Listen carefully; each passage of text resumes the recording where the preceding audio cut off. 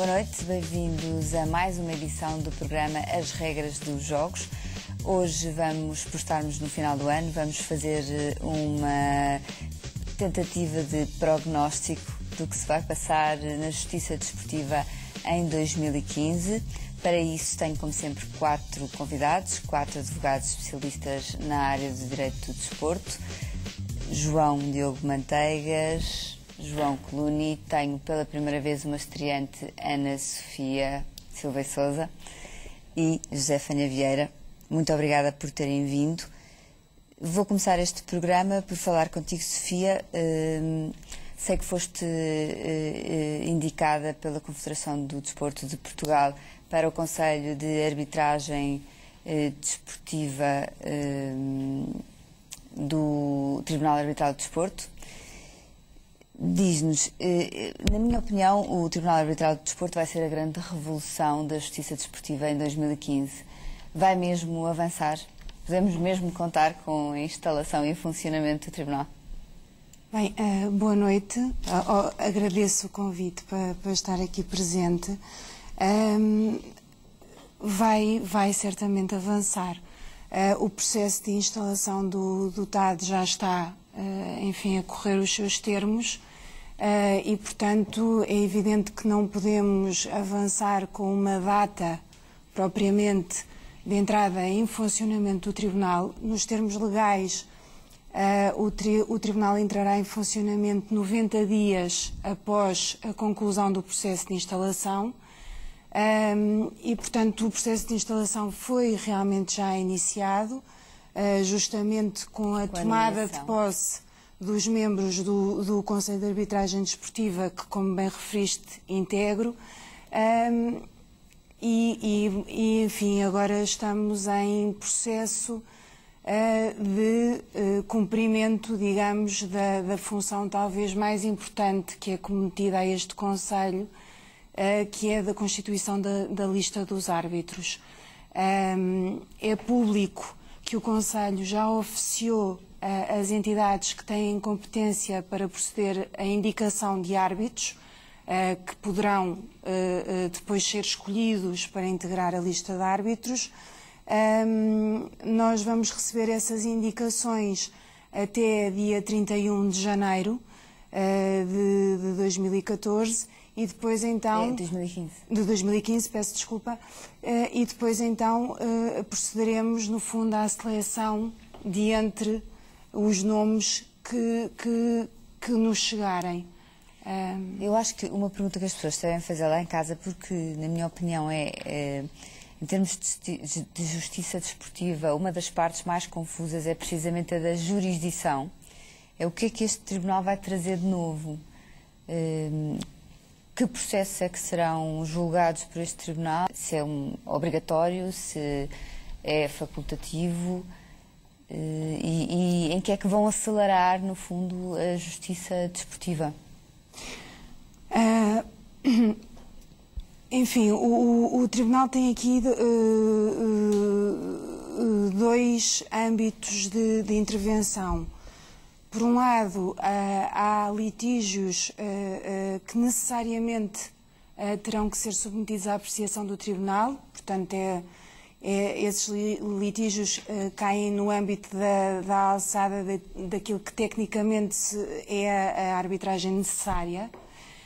E depois há um outro conjunto de litígios que caem na alçada da arbitragem voluntária e que, portanto, só chegarão ao Tribunal Arbitral por via da existência de uma convenção de arbitragem, o que ocorrerá, por exemplo, com os litígios de natureza laboral, no futebol, as disputas resultantes dos contratos de trabalho desportivos. Por exemplo, no futebol, uma vez que existe uma convenção de arbitragem constante da convenção coletiva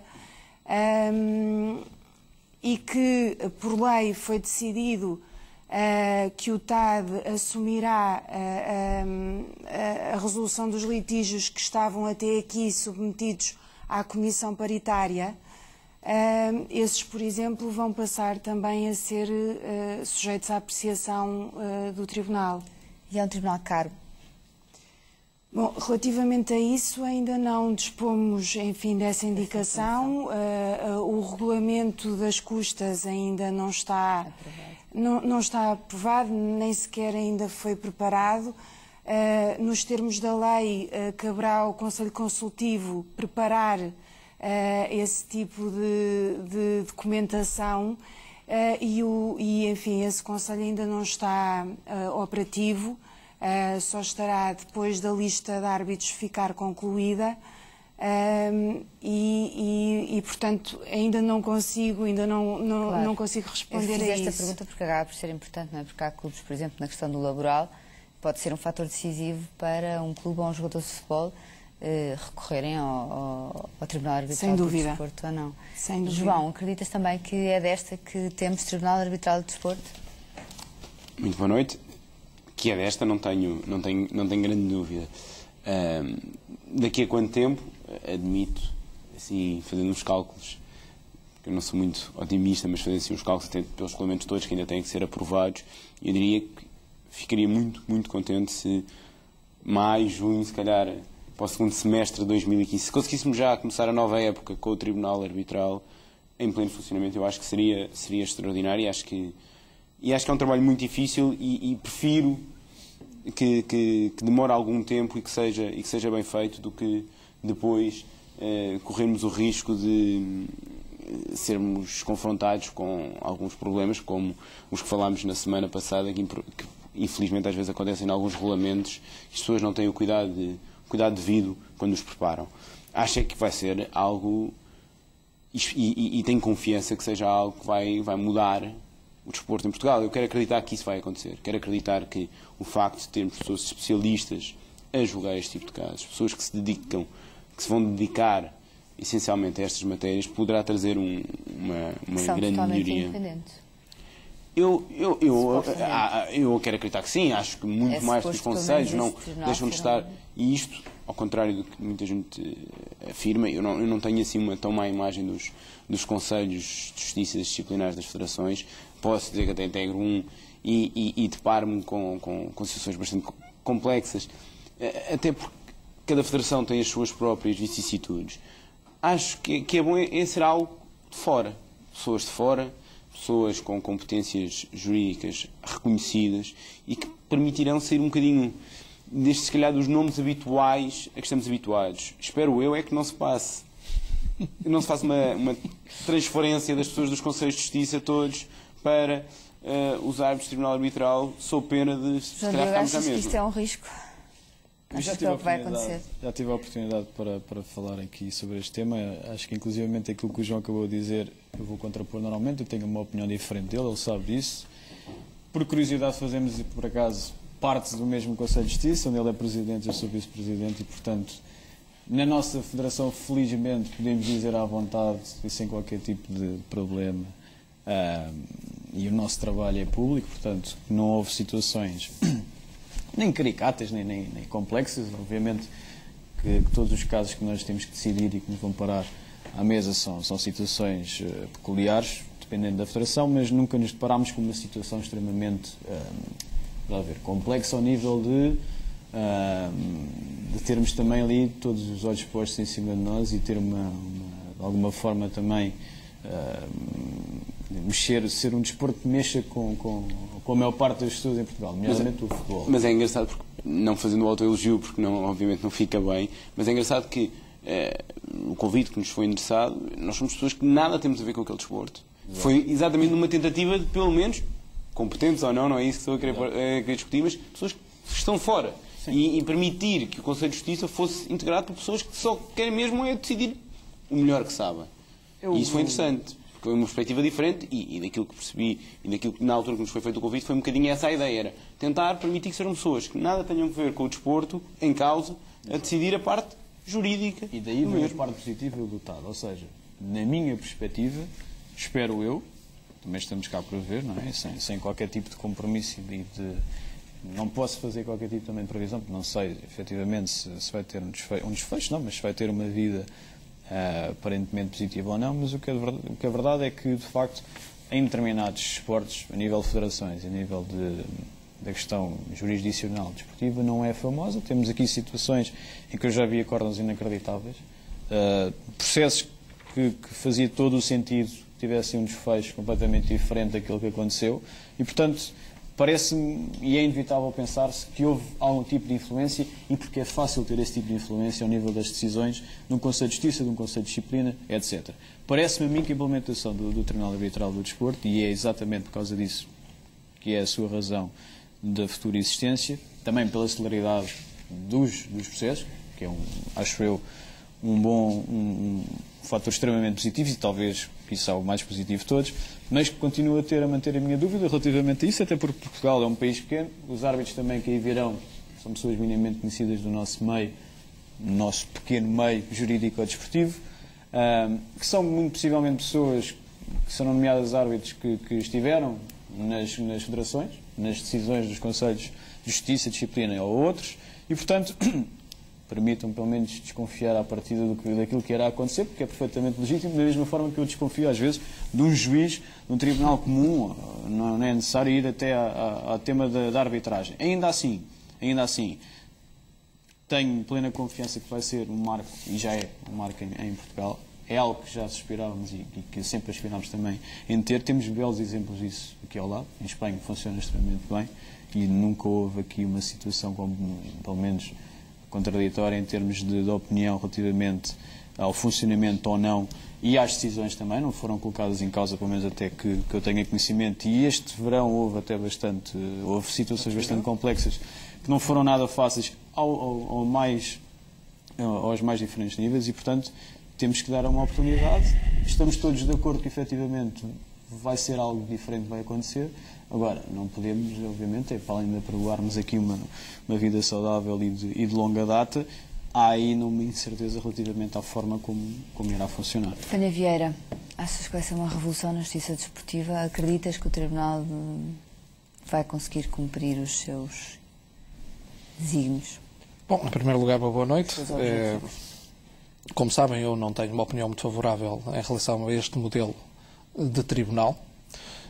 Não o tenho porque, na sua concepção, não emergiu, tal como se encontra plasmado no texto da lei, de uma necessidade genuína do movimento desportivo. Foi uma resposta política, num determinado momento, a uma outra proposta, essa sim, para um tribunal arbitral voluntário, para funcionar sob a égide do Comitê Olímpico de Portugal.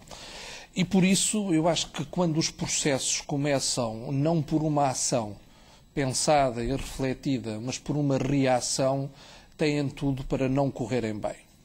E foi um processo legislativo que não correu nada bem.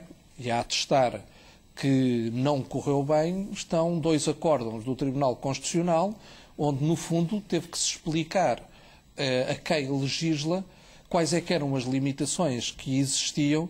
E não percebendo bem à primeira, o Tribunal Constitucional ainda teve que vir segunda vez para voltar a dizer aquilo que para nós, quem está ligado, já era óbvio. Eu tenho as maiores reticências também quanto à transparência no Tribunal. Eu partilho perfeitamente aquilo que o João, as reticências que os juízes colocaram.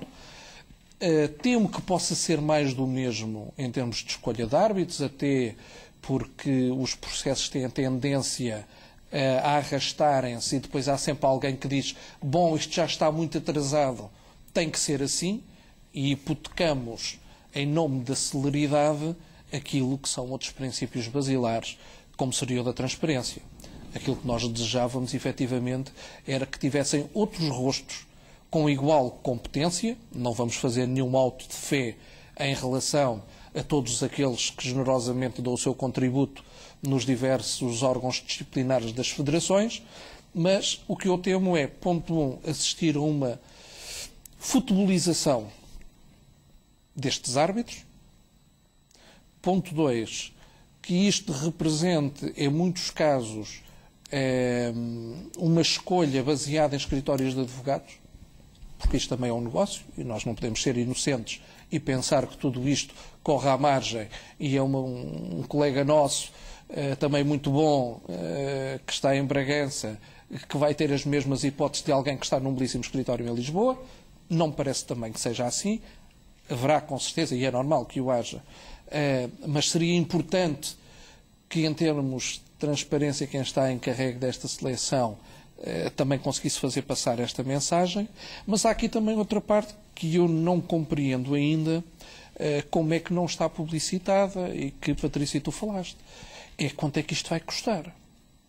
É que isto ao futebol, ao handball, ou algumas modalidades com capacidade para angariar receitas pode custar muito pouco. Para um conjunto de federações, que são a maioria delas em Portugal, e cujos orçamentos dependem a mais de 90% do financiamento público, isto pode ser incomportável.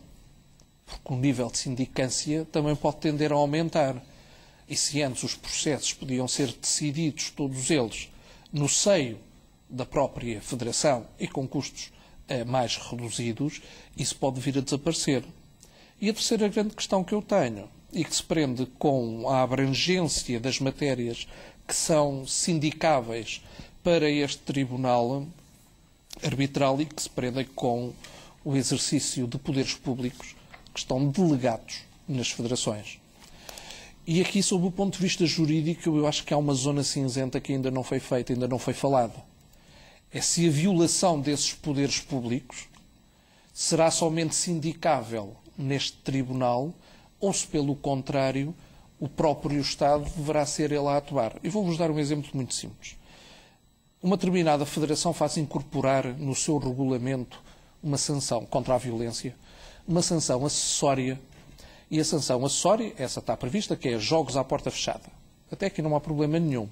Mas essa federação faz um acrescento, que é jogos à porta fechada sem transmissão de direitos televisivos, sem transmissão televisiva. A lei não prevê, e é taxativa, nas sanções que estão elencadas, não prevê que não haja transmissão. Bom, quem é que é a entidade competente se for aplicada? Esta sanção, qual é a entidade competente para se pronunciar? Vamos supor que é aplicado ao Clube A.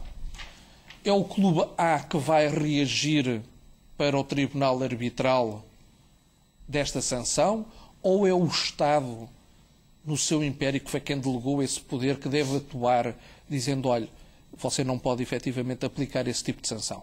É uma sanção que é ilegal nesse regulamento com essa abrangência. E, portanto, eu julgo que, estando de acordo que a disciplina desportiva nem sempre funcionou como deve ser, o Tribunal Arbitral pode constituir uma mais-valia, vamos também dar algum tempo. Efetivamente, considero que houve pouca confiança nos dirigentes desportivos, por isso não se lhes deu um Tribunal Arbitral voluntário e deu-se um Tribunal Arbitral necessário. Concordas com estas críticas? Assim, eu, enfim, talvez não serei a melhor pessoa, porque eu sinceramente, acho, enfim, bastante mais fácil me pronunciar sobre realidades já existentes do que propriamente fazer prognósticos relativamente ao futuro. Em funcionamento. É evidente, vamos lá ver uma coisa, eu aqui tenho aqui uma declaração de interesse, não é? Eu integro um órgão do Tribunal. Claro. E, enfim, tendo sido indicada pela Confederação do Desporto, só integro esse órgão porque acredito no Tribunal. E acreditas que não vai haver uma futebolização do Tribunal? O tempo dirá. Enfim, vamos lá ver uma coisa. É evidente que o futebol, pelas suas próprias características, pelo poderio económico inerente ao mesmo, será certamente uma das modalidades que recorrerá com mais frequência ao Tribunal, mas quer dizer, isso sempre seria assim, se nós formos analisar, o atletismo, porventura. por exemplo, de certeza que também, não é? Mas a questão... Pelas referências que nós temos do TAS... TAS... praticantes, é ser de esportes com mais praticantes, com mais clubes, portanto é natural... Curiosamente era o que menos sentia necessidade de tribunal arbitral, porque já tinham outros meios para dirimir os seus conflitos. Por exemplo, se formos ver as decisões do TAS, há muitos outros desportos, o futebol não é de todo... Certo, mas em Portugal... Isso é uma realidade... É uma realidade diferente em Portugal. Aqui realmente há uma diferença muito grande em termos daquilo que é a modalidade de futebol e depois as restantes, não é? Há uma diferença enorme que depois tem mais expressão, se calhar até mesmo em termos internacionais, se calhar o atletismo. Exatamente. Mesmo o português. Mas, enfim, eu sempre fui apologista do Tribunal Arbitral. Discordo ali do Fanha, no sentido de que seria a mesma coisa se o Tribunal Arbitral fosse voluntário, integralmente voluntário. Aliás, temos o exemplo espanhol, que tinha justamente um Tribunal Arbitral do Desporto de natureza voluntária e em que, enfim, numa série de anos tinha decidido meia dúzia de casos. Portanto, eu acho que realmente aqui houve uma vontade do legislador de impor De impor, vamos lá ver, enfim, a arbitragem necessária de impor no sentido de não deixar... Mas, Vera, não achas um pouco, diria, contratempo, contra o tempo? Nós temos assistido a um crescendo das arbitragens como um meio alternativo de resolução de litígios, não é? Estamos todos de acordo. O universo jurídico. É verdade, no universo jurídico, cada vez mais, este é um recurso. Aliás, há muita gente que critica até esta nova forma de justiça, ao invés da forma que estamos habituados com os tribunais com o recurso aos tribunais comuns. Mas em todos eles temos tribunais de jurisdição voluntária. Nós vamos para a justiça agora, para a arbitragem... Nem todos. Arbitragem fiscal. Um dos mais recentes. Jurisdição voluntária. Arbitragem administrativa. Só para dar os dois casos mais recentes. E de grande sucesso, diga-se de passagem. Sim. Arbitragem voluntária. E eu agora pergunto, tirando aqueles que resultam de preceitos internacionais, em Portugal, quantos casos é que existem de arbitragem necessária, para além deste do futebol? Eu sei, são poucos, mas a questão é as necessidades de urgência que o futebol tem, por exemplo, e agora por sendo realistas, porque obviamente quer queiramos, quer não, vai ser o desporto que não é que vá dominar, mas é o desporto com mais praticantes, segundo sei, com mais clubes, e portanto é naturalmente aquele que irá ter mais processos. Os tribunais portugueses não dão resposta, atualmente, às necessidades de justiça, não dão. Porque o tempo que demoram a decidir... Se houver um tribunal de competência especializada, porque é que o tempo haveria de ser diferente? E a solução é no panorama atual. Sim, mas essa nunca foi colocada em cima à discussão. Certo. É isso que eu coloco. Ninguém colocou isso à discussão. Tirando o professor Freitas do Amaral. Parece insuspeito. Preferiu-se optar por um modelo que tem sido seguido em muitos outros países. E no Tribunal, principalmente a cópia do Tribunal Arbitral do Desporto. Não, o Tribunal Arbitral necessário é seguido em que outro país? A questão é, tens o Tribunal Arbitral do Desporto, que é neste momento... Não é Tribunal Arbitral do Desporto, é Tribunal Arbitral do Desporto necessário. Em que outro país da União Europeia, já para não irmos mais longe, é que também existe? Certo, tens razão. Mas, decisões da FIFA, para onde é que podes recorrer? Só para o Tribunal Arbitral do Desporto. Mas porquê? Porque a FIFA não é um órgão, não tem entidade pública, não tem poderes públicos. Certo, mas ninguém está a dizer o contrário. Ninguém está a dizer o contrário em relação a isso. A questão é, o que se pretendeu, claramente, foi tentar copiar o modelo que existe no Tribunal Arbitral do Desporto.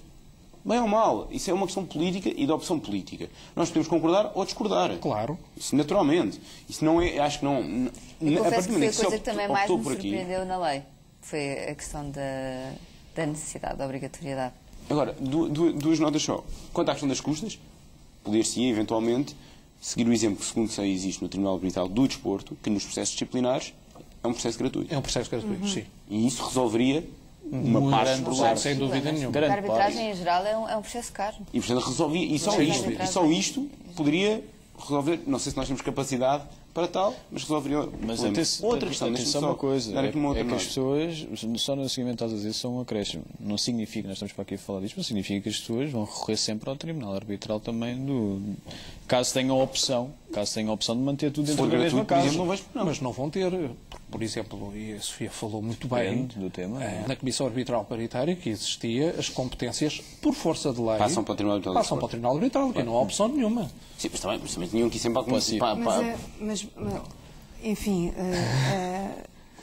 mas vamos lá ver uma coisa, mas é uma coisa que me parece fazer sentido, não é? Porque se criar um Tribunal Arbitral do Desporto e ficar esta parte do futebol que tem realmente esta organização das comissões paritárias, que aliás é uma experiência feliz no sentido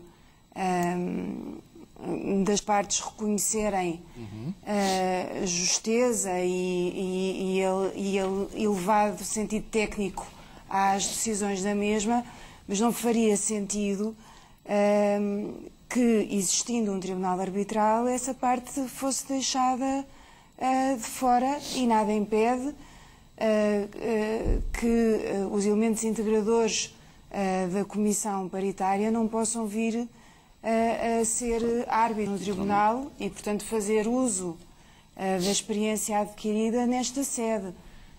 Portanto... Eu digo mais, aquela preocupação que nós tínhamos ou que algumas pessoas têm, com o facto de se podemos passar os problemas que tínhamos nos Conselhos de Justiça, por exemplo, para o Tribunal Arbitral do Desporto, há uma diferença substancial, é que sempre que o colégio arbitral for composto por três árbitros, pelo menos a parte tem a possibilidade de escolher uma pessoa que entenda que está adequada a decidir sobre aquele caso, o que é um bocadinho diferente do que acontece hoje em dia no Conselho de Justiça, em que o processo segue e é aquele Conselho de Justiça por isso. Mas isso faz diferença, desde logo. Ou seja, nem que seja por isso, há uma mudança em que a parte tem, de alguma forma, a possibilidade de escolher uma pessoa que entende ser íntegra e ser imparcial e que irá decidir o processo. João, mas isto é fulcral. O que eu te quero dizer é, efetivamente, isso nós podemos discutir e estar a favor ou estar contra.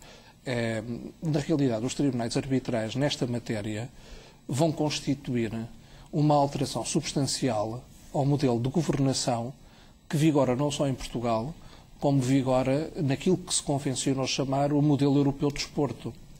E no modelo europeu de desporto, onde as federações ocupam o topo da pirâmide em termos hierárquicos, elas próprias incorporam os seus órgãos de decisão e esses órgãos tinham uma determinada soberania. Aliás, isso foi reclamado amplamente e durante muitos anos pelo movimento desportivo, enquanto um corolário até consagrado na nossa Constituição, no artigo 46, não é? Para a liberdade de se organizarem internamente. E, na realidade, este Tribunal Arbitral, conforme está aqui equacionado, é uma restrição a essa liberdade de se organizarem também. Certo, mas isso perder-se-ia também se fosse um tribunal estatal. Eventualmente, mas eu considero muito mais relevante estar-me debaixo de um artigo com um enquadramento que é substancialmente diferente e com todos os problemas que a Justiça tem também nesse âmbito.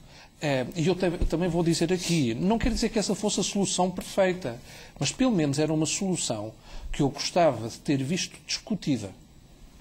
No mesmo plano que foi discutida esta do Tribunal, que na realidade não houve discussão, como eu vos disse. Já agora, assim, de uma forma muito telegráfica. Eu julgo que esta parte dos espectadores terem esta percepção. Muita gente reclamava um tribunal arbitral para o desporto porque os conselhos não funcionavam bem. Há um primeiro momento onde o Comitê Olímpico pretende preencher esse espaço. E a seguir há uma resposta do poder governativa, não é? Porque, entretanto, o processo cai. Aliás, a competência seria sempre da Assembleia da República, mas há uma resposta governativa onde diz é tribunal, ok, é arbitral, mas não é o vosso que é voluntário.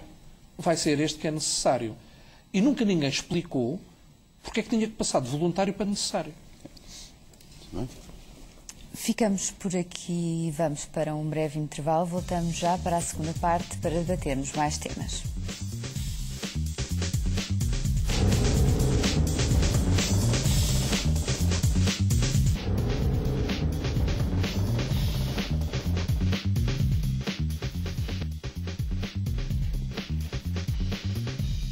Boa noite, bem-vindos à segunda parte do programa As Regras dos Jogos desta noite. Estamos hoje a analisar ou a tentar fazer um prognóstico do que será o ano de 2015 em termos de justiça desportiva. Tenho comigo 4 convidados, 4 advogados especialistas em Direito do Desporto: José Fanha Vieira, João Diogo Manteigas, João Cluny e uma estreia, Sofia Silva e Sousa. Muito obrigada por terem vindo mais uma vez. Começamos a segunda parte por um anúncio que foi feito pela FIFA na passada sexta-feira, dia 19 de dezembro, e que diz que a partir do dia 1 de maio de 2015 será proibida a partilha de direitos económicos dos jogadores. Ou seja, a famosa proibição dos third-party ownerships, que, tal como existe em Inglaterra, e que provavelmente acabará também com os fundos que existem com este fim, a partilha dos direitos económicos dos jogadores de futebol. Já tínhamos discutido aqui, Fanha Vieira, este tema, e tínhamos chegado à conclusão que quase ninguém acreditava que a FIFA pusesse esta decisão em andamento, portanto, que isto efetivamente se tornasse oficial. Parece que sim, que vai tornar-se. O que é que isto pode mudar? Olha, Patrícia, pode mudar muito aqui no nosso cantinho, se não conseguimos arranjar outra alternativa. Mas eu acho que tu disseste uma palavra importante, que foi o anúncio. Efetivamente, entre um anúncio e a concretização e os parâmetros da concretização, vamos ver que caminho... Não se diz aqui como é que se vai fazer, não. Nem a alteração aos 8 bis, etc. Já há uma data. Está lançada. Há uma data que está lançada, até porque estas coisas têm que parecer sérias, não é? E tem que haver um mínimo de consistência. Vamos lá ver. Isto é um assunto que está a ser tratado com uma ligeireza tremenda. Já se pela que há FIFA muitos anos a Liga Inglesa e a Liga Francesa faziam lobbying com neste outros sentido. expedientes, é verdade, que a seguir têm ao seu dispor. Mas, sobretudo, o que eu estranho é que a UEFA vá atrás disto só por uma razão. É que, quanto mais não seja, não só para o nosso cantinho, mas tanto nós inseridos numa coisa chamada União Europeia, que tem um tribunal esse que já se pronunciou diversas vezes pelo futebol profissional. E aliás, sempre... é o único que, quando se pronuncia, efetivamente as coisas são cumpridas, não é? que, mais do que levantar dúvidas a seguir, explica aos donos da bola que, efetivamente, as certezas deles não têm aplicação grande parte das vezes no espaço comunitário. E eu acho que esta é uma daquelas proclamações ou anúncios que foram feitos pela FIFA e que não vão ter grande efeito. Porquê? O Tribunal Europeu tem concluído sempre que o desporto profissional é uma atividade económica, enquanto atividade económica que está sujeita aos tratados. Ora, Portugal até deu, à semelhança de outros Estados, um sentido também muito claro dessa profissionalização, ou se quisermos, eu iria dizer, comercialização do desporto, ao pretender que na sua competição maior, em termos de futebol, só pudessem estar sociedades com fins comerciais, sejam elas sociedades anónimas, sejam elas sociedades unipessoais por cotas. Portanto, temos uma atividade económica. E, mal ou bem, os fundos, sejam eles de investimento, como é o caso, seria a expressão correta, estão enquadrados no direito comunitário, tal como estão enquadrados pelo nosso direito nacional. E eu não estou a ver muito bem como é que, em relação a uma atividade económica, de repente a União Europeia vai abrir uma exceção. Confesso-vos que é uma matéria polémica, sem dúvida, mas, quanto a mim, altamente sindicável. Altamente sindicável. Isto vai afetar objetivamente Portugal, como a Espanha, como a Itália, como a Grécia. Portugal, não é? O nosso futebol neste momento subsiste muito à conta destes... É claro. E vai por uma razão muito simples. E desta partilha de direitos económicos. Exatamente. Desde logo na definição do que são estes direitos económicos, não é? Latina. Aliás, Sul-Americana e... Exatamente. E Brasil, mas Brasil também é América do Sul. Havia aqui uma questão que foi colocada e que eu disse que era importante termos nos adiantado, tal como os espanhóis procuraram fazer, e eu duvido que os espanhóis vão abdicar pura e simplesmente disto, mas que tivéssemos já dado algumas regras e seguido uma orientação também muito precisa que já veio do TAS, do próprio Tribunal Arbitral do Desporto de Lausanne, que também já se pronunciou sobre estas matérias. E veio dizer com toda a clareza que era lícita a partilha dos chamados direitos económicos entre investidores. Ou seja, há inclusive, na parte internacional, a qual a FIFA também está sujeita, diga-se de passagem, já há decisões sobre esta matéria. Agora, se isto for para a frente, tal e qual como está, vai prejudicar o futebol português? Vai, obviamente. Porque nós, o futebol em Portugal, os clubes, não têm fontes de receitas alternativas, nem essa disponibilidade, nem aquelas que têm, rendem, obviamente, aquilo que rendem para uma liga como a francesa, como a inglesa ou como a alemã Maxime, para os direitos de transmissão televisiva. Portanto, não tem nada a ver com portanto, isso vai limitar as receitas de bilheteira, as nossas receitas, vai limitar a capacidade dos clubes em se reforçarem e, em última análise, vai limitar a capacidade competitiva por parte dos nossos clubes. João Clooney, Bom, a tua opinião, achas que vai em frente ou que é só um anúncio? Vai tirar a areia para os olhos? Não acho que seja só um anúncio, acho que vai em frente, mas acho que vai sofrer muito para lá chegar, se depois um dia chegar. Ou seja, acho que a FIFA quer e vai tentar implementar. Achas que não entra em vigor a 1 de maio? Acho que vão surgir muitas ações. Muitas vozes contra. Mais do que vozes contra. Eu acho que irá. Espero. Aliás, não só acho como espero que exista quem atue judicialmente no sentido de evitar que isto entre em vigor, porque eu de facto tenho imensa dificuldade em compreender. Em Portugal, à exceção do Sporting, mais ninguém vai ter capacidade para continuar a fazer frente a outros clubes europeus, porque de facto, eu digo à exceção do Sporting, porque como nós sabemos, o Sporting não precisa dos fundos e vai conseguir sobreviver perfeitamente sem os fundos. Pelo menos é o que diz o seu Presidente e nós temos que acreditar, ninguém melhor do que ele saberá o que está a fazer. Mas é quando as primeiras eleições apresentam um fundo composto por 3... Pois, mas isso, as pessoas mudam de discurso consoante lhes dá jeito. Se calhar e consoante... depois de conhecer a situação financeira do clube percebeu que afinal não sei. Mas falando aqui sobre o caso em concreto, o que é que nós estamos aqui a fazer? A limitar a liberdade contratual das partes. Eu não posso ter uma parte que quer investir num jogador que tem, acho uma coisa extraordinária. Estamos, o conceito obviamente... de ter um jogador já é uma coisa estranha, vamos cá. Não é ter um jogador, ter os direitos económicos sobre o jogador. Eu não queria entrar aqui em definições muito jurídicas sobre o que é, claro. Mas de facto as pessoas compreendem, é um ativo do clube. Mas é um ativo de um clube. É um clube que aposta num jogador. É um trabalhador. Que lhe dá condições para desempenhar a sua atividade. Mas tu não vendes os trabalhadores às fatias. Posso vender se me quiserem fazer uma proposta por... Mas atenção, é um contrato de trabalho específico. Mas eu sou laboralista. E há aqui uma especificidade que eu gostaria de realçar. Não se trata da venda do jogador. Claro. Trata-se de um crédito futuro sobre a venda da transferência do mesmo. Eu acho que... porque há realmente, enfim, e eu às vezes fico surpresa, porque mesmo juristas realmente têm alguma imprecisão nesta parte, porque confundem o TPO com algo associado a uma comercialização do jogador. Não é disso que se trata. É a comercialização do direito de futuro. Atenção, em alguns casos isso existe. Os fundos detêm, independentemente dos direitos federativos, os fundos têm os direitos económicos. Os direitos económicos mais não são que o direito futuro a receber um valor por uma transferência.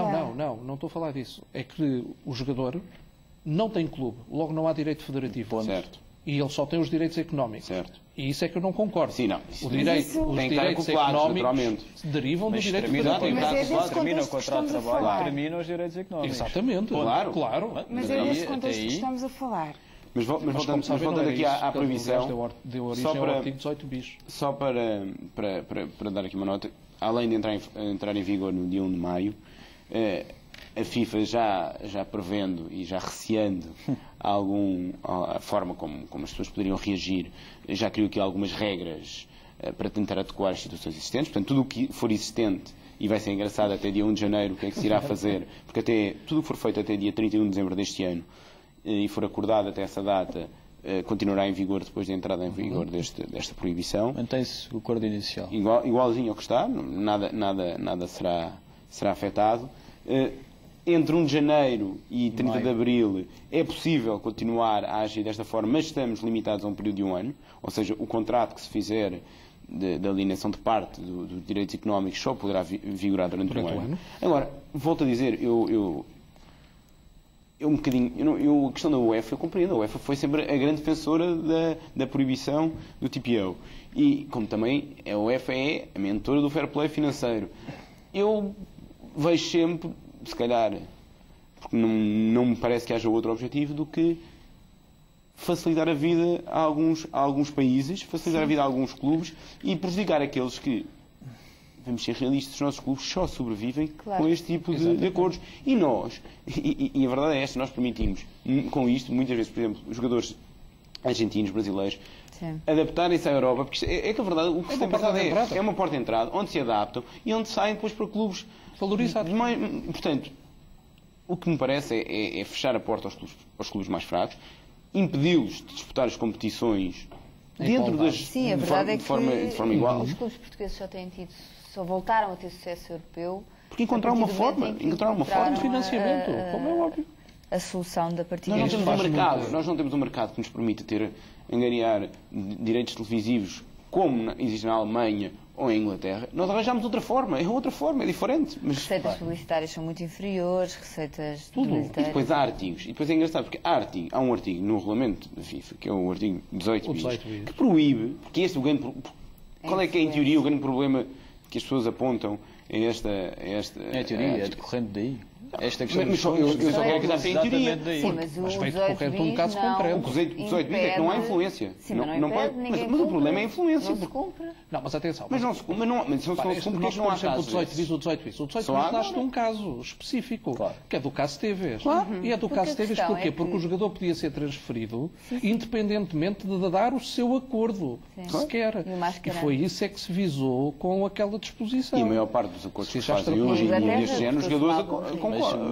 Mas tem que ser... não se corta, fazem de outra maneira. Sim. Mas temos de ter também aqui a hombridade suficiente também para perceber uma coisa. E pegando ali um bocado até naquilo que a Sofia disse, que são coisas que não se confundem. Uma coisa é uma especulação sobre aquilo que é um ativo de um clube, ou seja, eu tenho um jogador e tenho um contrato de trabalho desportivo com uma cláusula de rescisão, não é uma cláusula penal de incumprimento, é uma cláusula de rescisão de 60 milhões, que eu entendo que ele vai valer muito e, portanto, é um ativo muito importante.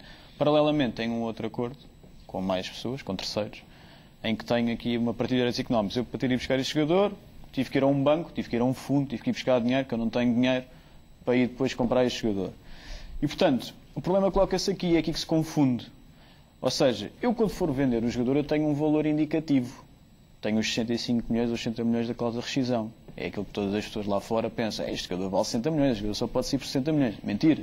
Aquilo é um valor indicativo. Eu posso negociá-lo até por 10, 15, se calhar nem vale. Eu, ainda por cima, eu sou completamente contra cláusulas de rescisão absurdas. E, portanto, acho que até é violador da liberdade de trabalho no jogador. Isso é outra questão. Outra coisa é, de facto, com base nessa cláusula de rescisão, porque depois os terceiros todos vêm buscar o seu crédito, com juros ou sem juros, não interessa. Mas é aqui que vêm buscar. E é aí o ponto, o denominador comum entre os dois, é aí que se confundem. Porque o clube só vai pagar ao investidor, ao banco, ao fundo, quando receber o valor da venda do contrato de trabalho. E o contrato é um risco. Por isso é que os fundos são um risco associado. Agora, outra questão extremamente importante e que é diferente desta que nós estamos aqui a falar e que até agora acho que não é consensual. Mas não têm direito a um crédito futuro, só se houver. Exatamente. Exatamente, mas há forma de contornar isso. Não acho que seja por aí. Pode haver seguros. Que tem a ver exatamente com isso. Ou seja, o que a FIFA diz é assim: vocês, no seguimento do 18 bis, não pode haver influência de terceiros numa manutenção e na estabilidade do contrato de trabalho desportivo. Ou seja, o que aconteceu aparentemente com o Bruno Carvalho se insurge e que diz sobre a dor. Exatamente. Só que... A questão é que essa norma não é cumprida. Tudo bem. E não é cumprida porque ninguém reclama. Mas vamos ver uma coisa. Quem sofre influência não pode reclamar. Mas eu vou dar um caso prático. Só pena deixar de ter fundos a trabalharem com eles. Um caso prático muito simples, muito fácil. Tens um jogador, tem uma cláusula de rescisão e tiveres que ir ao BES ou ao Novo Banco, ou seja lá quem for, pedir dinheiro e ir buscar o jogador. Tens que pagar ao banco, certo? Tu não tens de dar como garantia só a venda, quando é que vais valer o jogador? Eu não posso dar outras garantias. O Benfica, o Sporting e o Porto não hipotecaram também as receitas bilheteiras, as vendas de merchandising. Isto não há uma única forma só de pagar depois a quem me emprestou dinheiro. Há N formas. Claro. E, portanto, o que a FIFA diz é assim, não pode haver partilha de direitos económicos dos jogadores. Tudo bem. Basta acabar com o conceito de direitos económicos e inventar outro conceito. Eu vou ao banco pedir 100 mil euros para ir comprar um jogador e depois dou uma garantia qualquer diferente. Também não existia o conceito de direitos económicos. Não é uma garantia qualquer diferente. Eu que tenho, eu que faço o investimento, não aceito uma garantia qualquer. Agora, a questão da influência. O Sporting vem dizer, eu não consigo, porque isto é um problema, porque se eu digo que não, depois nunca mais ninguém trabalha comigo. Mas foi o Sporting que, quando precisou de comprar aquele jogador, e até digo mais, aquele jogador, o jogador em causa, não veio para o Benfica, aliás, porque o Sporting, com um fundo, o foi comprar. Exatamente. Com a ajuda de um fundo. E o Sporting tinha um contrato. E provavelmente o contrato, eu não o vi, mas imagino, deve dizer qualquer coisa como, no caso de aparecer uma proposta de X, os senhores ou vendem, ou então compram a minha parte. Claro. Mas isto é um negócio normal. O Sporting não era obrigado a vender. Foi o Sporting que assinou aquele contrato. Entendeu que tinha ali um investimento. Liberdade contratual pura. Não perdia nada. E ficaram com o jogador. Venderam. Não, mas é extraordinário. Venderam o jogador. o Devolveram valor do empréstimo. 3 milhões, o que foi do empréstimo. Ficaram ao estádio. Portanto, conseguiram o investimento, conseguiram o jogador e agora não querem pagar ao fundo. Bem, são formas de gerir, obviamente, as situações. Daí que eu digo, sem dúvida alguma, que isto é decorrente da influência de terceiros sobre a manutenção e estabilidade contratual. Ou seja, é um terceiro dizer agora, tu tens que vender este jogador e o clube não quer vender aquele jogador. Claro que, mas lá está, mas nós concordamos com isso. Quem tem um direito económico tem um direito de crédito. Claro. E esse direito de crédito tem que ser remunerado, tem que ser pago ao fim de um determinado tempo. Claro. O Benfica, o Sporting, o Porto contraem empréstimos obrigacionistas. Já não vou só para empréstimos obrigacionistas. Por exemplo, e colocam como garantias para o pagamento do empréstimo obrigacionista os direitos económicos que emergem dos direitos federativos para aquele pagamento. E depois poderá ou não poderá ser. Quer dizer, se eu tenho outra fonte de receita, não necessito de vender o meu ativo. Já agora, o jogador, em termos de balanço, é ativo ou é custo? É custo. Certo? É custo. Portanto, eu quando tenho, faço um investimento e o investimento é amortizado ao longo do período do contrato. E a seguir tenho uma expectativa que eu próprio coloco no contrato de poder vir a realizar uma mais-valia para pagar. Caso o contrato não se cumpra até ao fim, de poder alienar os direitos federativos a um terceiro clube por um determinado valor. Se há aqui alguma coisa de perniciosa, é a possibilidade, então, de se fazerem transferências tudo curo durante a vigência de um contrato desportivo. Se é pela estabilidade dos contratos, então vamos ser claros. Nós assinamos 6 anos, é 6 anos que ele fica. Mas eu, por acaso, acho, vamos lá ver uma coisa, que aqui o que está subjacente é haver alguma falta de transparência. Também é verdade. Com alguns fundos. E nessa parte eu sinceramente entendo que a bem do futebol deverá ser feita alguma coisa. Sem dúvida. A questão é que realmente discordo e, aliás, tenho esperança que a FIFA de facto responder a sua posição relativamente a este assunto. Não me parece que a eliminação ou a proibição total seja a forma, enfim, mais adequada, mais proporcional, aquela que seja em benefício da modalidade. Exatamente. Parece-me, sinceramente, que seria bastante mais adequado se proceder a uma regulação desta matéria, enfim, com um registro próprio, com a necessidade de saber quem em concreto está... Como já existem para alguns fundos. Exato. Os fundos regulados nessa parte estão... Exatamente. Quer dizer, são... Basta pensar no caso português. O Portugal passou nos últimos anos um intempério total a nível económico e financeiro. Os bancos não têm dinheiro para emprestar aos clubes. Ponto. Acabou. As pessoas têm que ir buscar, os clubes neste caso, têm que ir buscar dinheiro a outro lado qualquer. Sejam os fundos, por exemplo. Tudo bem. Coloca-se então uma questão de transparência. sabe-se quem é que são, de quem é que são, de onde é que veio o dinheiro. Exatamente. Nós também estamos aqui a falar de uma área de lavagem de dinheiro e também de financiamento terrorista, etc. Isto tem N estudos por trás, de associações públicas, etc., do centro da Europa, que vai resultar tudo nisto. A questão da transparência é, de facto, a mais importante de todas. Se, de facto, se vier a saber em Inglaterra quem é que é, também podiam fazer esse estudo para os proprietários dos clubes, por Exatamente. exemplo. Lá está, foi uma forma invertida. Exatamente. Foi uma forma invertida, não é? Dar a volta ao assunto. É uma Mas a questão é grande exatamente luta essa. que há mesmo dentro da Inglaterra, o Arsenal. O Arsenal luta muito contra a questão dos outros clubes grandes terem todos os donos. Houve um alto dirigente da Premier League que disse que estavam a matar o futebol inglês com a propriedade dos clubes detidos por pessoas cuja origem do dinheiro também não sabemos. Mas eu... Há formas de pensar, quer dizer, pode estar a matar ou o futebol, como acontece hoje em dia, se calhar é o campeonato que mais pessoas assistem. É verdade. Com os jogos mais interessantes. Muito sinceramente, a minha... É uma questão de Já não são opção. ingleses. Ou, de facto, proibimos tudo e passamos voltamos os 50 anos atrás. Voltamos os 50 anos atrás e voltamos só a jogar com equipas com jogadores só dos seus países, treinadores só dos seus países e pronto, voltamos atrás. Não há problema, se assim preferem. Tudo bem, agora, nós criamos regras, aplicamos o direito, mas depois, quando achamos, não é exatamente isto que afinal queríamos, porque há clubes que estão a ganhar que se calhar não deviam estar a ganhar, ou que estão a chegar a finais das competições europeias quando não deviam chegar. Sim, mas todos nós somos contra mas é só isso que se está a fazer. Esta medida da FIFA. Ninguém nós aqui dizemos, está de acordo. É uma questão de transparência. Nós só estamos a dizer É uma questão de que os transparência. ingleses recebem o dinheiro de outra maneira. É uma questão de transparência, muito bem. Quais é que foram as queixas que foram apresentadas contra fundos? Tirando agora a do Sporting, antes disto, houve a questão, como disse o Fanha Vieira bem, do Tevez e do Mascherano. E mais. Que outro caso é que foi levantado? E assim, não precisam de ser, não precisa ser o próprio clube. Se há uma questão de transparência, as entidades podem agir. Claro. Ninguém. Mas Portanto, nós dizemos que existe, mas provas, lá está. É um feeling. Mas basta pegar um exemplo. Se o problema da FIFA, da UEFA, seja lá, ou do Sporting, é a partilha dos direitos económicos, que há aqui uma influência de terceiros sobre a estabilidade contratual, ou seja, vamos vender porque nós queremos receber já o dinheiro, é simples, não há problema nenhum. Não há partilha de direitos económicos, continuam a existir os direitos económicos e os clubes que venderem pagam de outra forma. A duração dos contratos, é também o jogador jogar ou não jogar. Mas a FIFA não diz assim, vão-se acabar os fundos. É toda uma influência na gestão.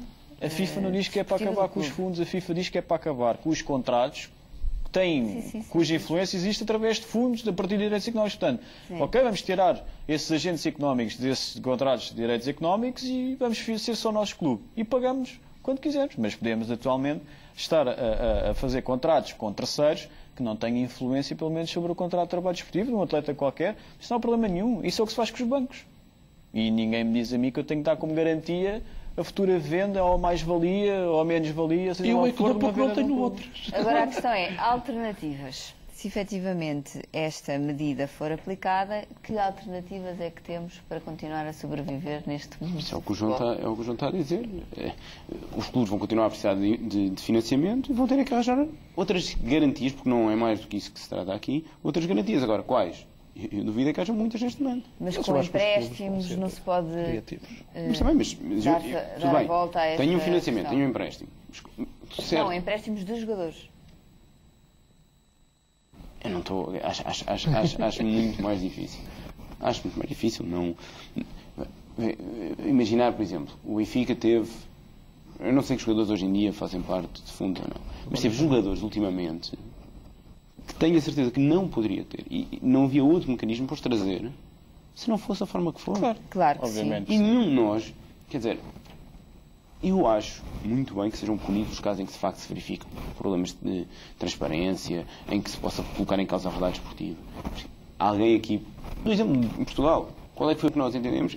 Existiu uma determinada situação em que num jogo, por causa de um alegado investimento de terceiros, o jogador A ou o jogador B, eu continuo a achar que é uma forma de a FIFA e da UEFA protegerem alguns campeonatos. O clube sai sempre para ganhar.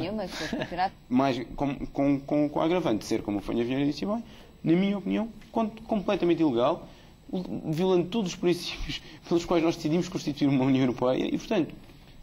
Mas eu também acho que já não ou seja, que há alguma coisa realmente deve se tem que fazer. Tudo bem. Sim, sem dúvida. Porque também, não, sinceramente, não me identifico e acho que é objetivamente bastante prejudicial para o futebol manter as coisas como estão atualmente.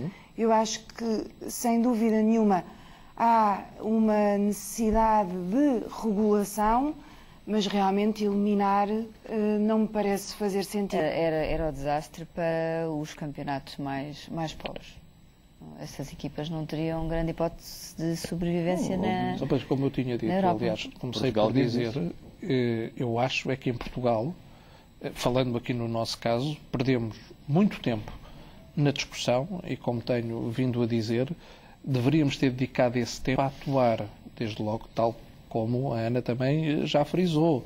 Quer dizer, conforme estão as coisas, sem regulação, não podem estar.